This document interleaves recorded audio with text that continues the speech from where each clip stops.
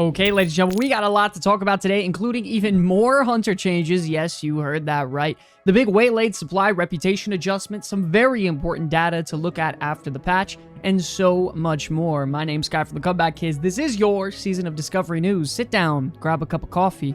We got a lot to discuss. It seems that once again, the most popular class in Season of Discovery is getting more adjustments.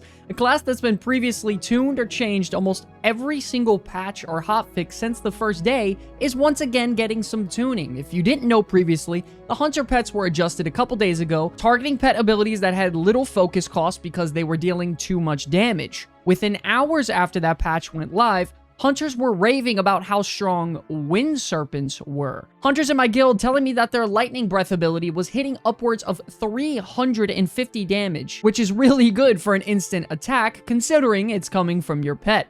Now, with a brand new recent blue post, Blizzard stated that there was still one hunter adjustment underway, and it's now finalized and has just gone live in the recent hotfix. The adjustment is, and I quote, Hunter Kill Command now only increases the damage done by Claw and Bite, meaning that special attacks from pets no longer get amplified by Kill Command, and now Hunter mains are frustrated, to say the least. Stating things like, so right back to using cats and raptors like baseline classic, or others saying the final step toward Hunter players playing 100% true to the classic era, now being forced to use cats again.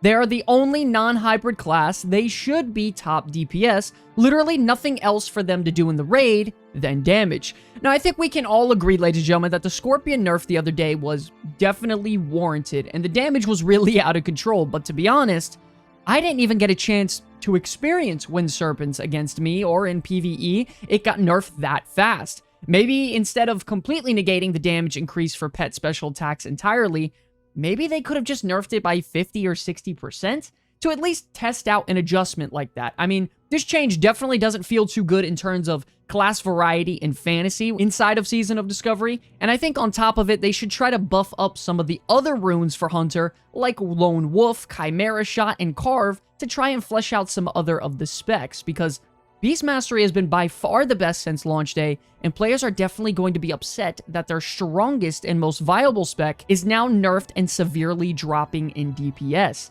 Let me know what you all think about it in the comments section below. Moving on, we also have some very big news when it comes to the Waylaid supply reputation. Blizzard has officially changed the amount of reputation required to obtain some of those awesome runes you've all wanted for a while. Important runes like Arcane Surge for Mage, Single-Minded Fury for Warrior, Rune of Teasing for Rogue, which is really the rune that allows them to tank, Rune of Beckoning for Light for Paladin, which gives you Beacon of Light, and Rune of Healing for Shaman. A ton of people over the last few weeks, specifically rogues, have been begging for changes to the reputation grind because without some of these runes, your specs aren't even viable at all. I mean, a Holy Paladin in Season of Discovery without Beacon of Light is just performing awful right now on the healing logs as well as PvP. Playing a dual-wield warrior without Single-Minded Fury is a massive DPS loss, and tanking as a rogue is impossible without the Rune of Teasing to at least be able to taunt targets and take some reduced damage.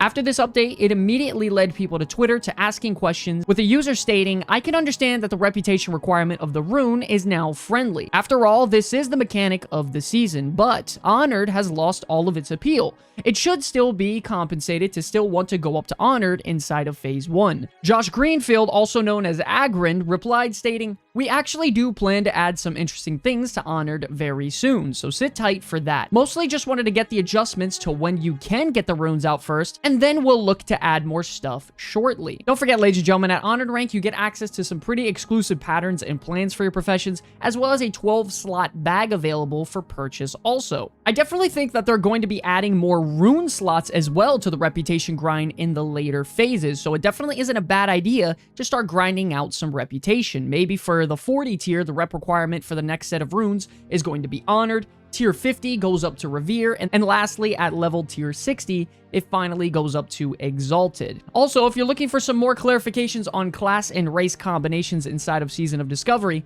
listen up. A user over on Twitter yesterday stated that it would be pretty cool next phase if the Horde inside of Scarlet Monastery found a Tauren Paladin, which unlocked Paladin for them, and Alliance found a practicing Dwarf Shaman inside of Zul'Farrak or Razorfang Downs, which would then unlock Shaman for Alliance.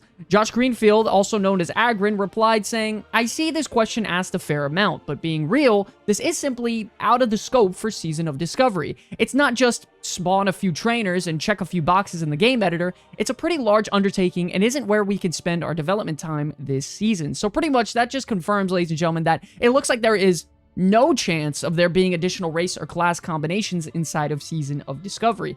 But we could all hope that Season of Discovery's success continues to grow to the point where maybe it can get its own additional raids and expansions completely on its own after the season is over, because I gotta be honest, I'm loving Season of Discovery so much, I never want this time to end. Moving on now to the big topic of today, which is the raid logs after the recent hotfix buffing classes like Shaman, Priest, and Druid. As you can see on screen here, we got some notable ranking changes, including Balanced Druid jumping up a whopping 3 spots in DPS charts, Shadow Priest increasing 1 spot, Fire Mage increasing 1 spot, and DPS Rogue with the new /bleed modifier going to rank number 1 overall in terms of DPS. Lastly, when it comes to ranking increases, we can see that DPS Warrior is now 3rd overall on the list, and it is slowly but surely starting to creep up toward the top as they begin to acquire more gear.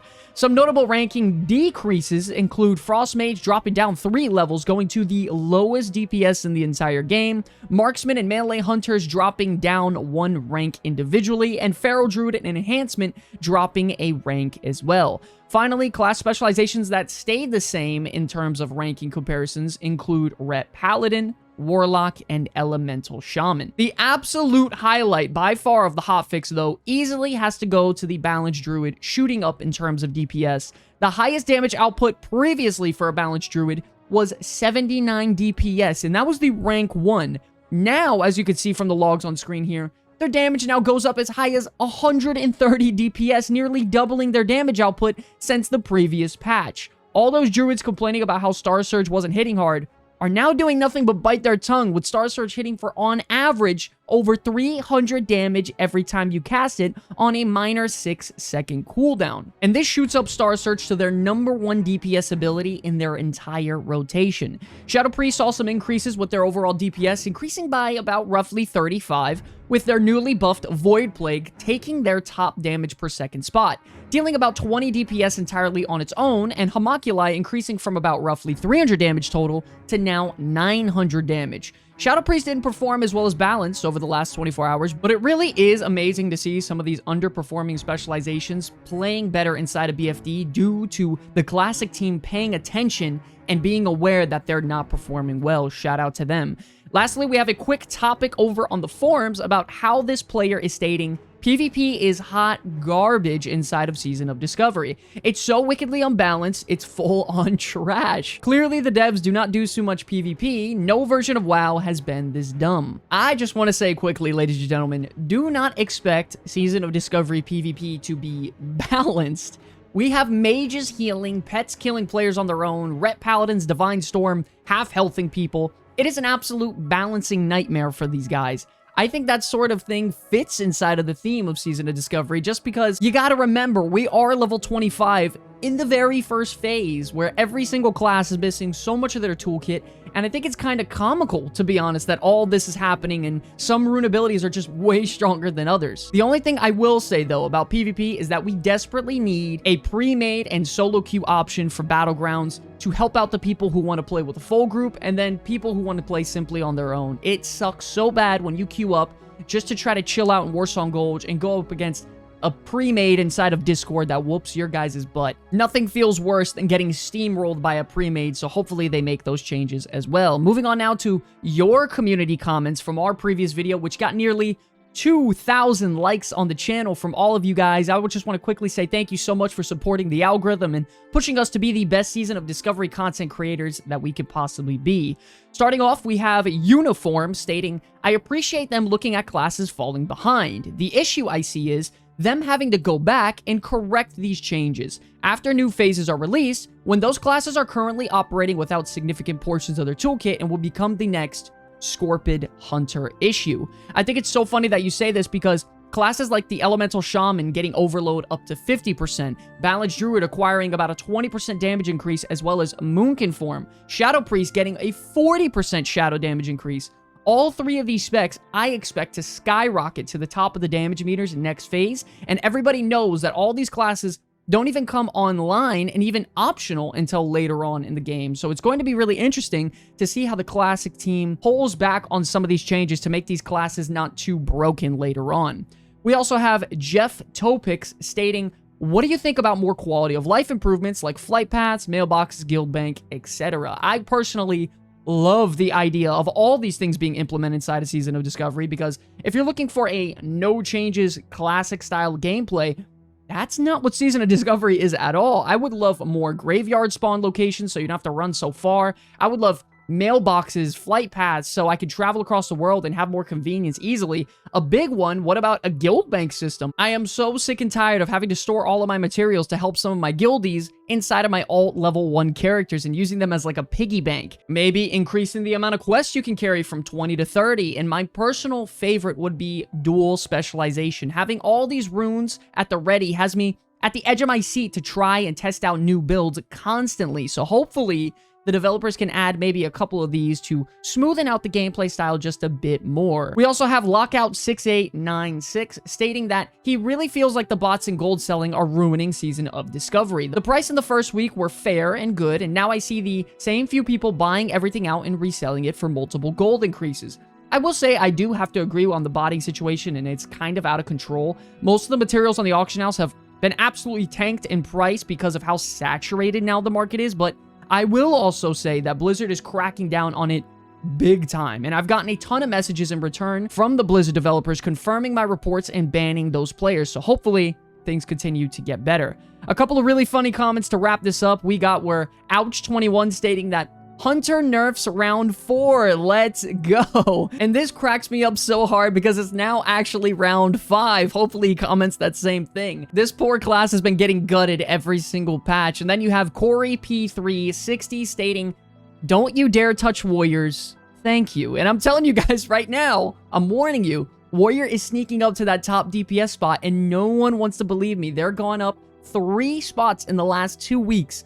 They just need a little bit of gear and some hit chance, and it's going to be an absolute wrap. Don't forget, ladies and gentlemen, leave a comment below for me to respond to it live here on these news videos to have a little bit of a discussion point and talk about it. I would love to see your opinions on some of the topics in these videos, so if you want your voice to be heard, let me know about it in the comment section below. If you enjoyed the video, please be sure to like and subscribe to get absolutely flooded with Season of Discovery content. I want to thank you all so much for watching this video. It is an absolute pleasure to be making content for you all. Until the very end, my name is Sky from the Comeback Kids. I will see you all in the next one. Peace.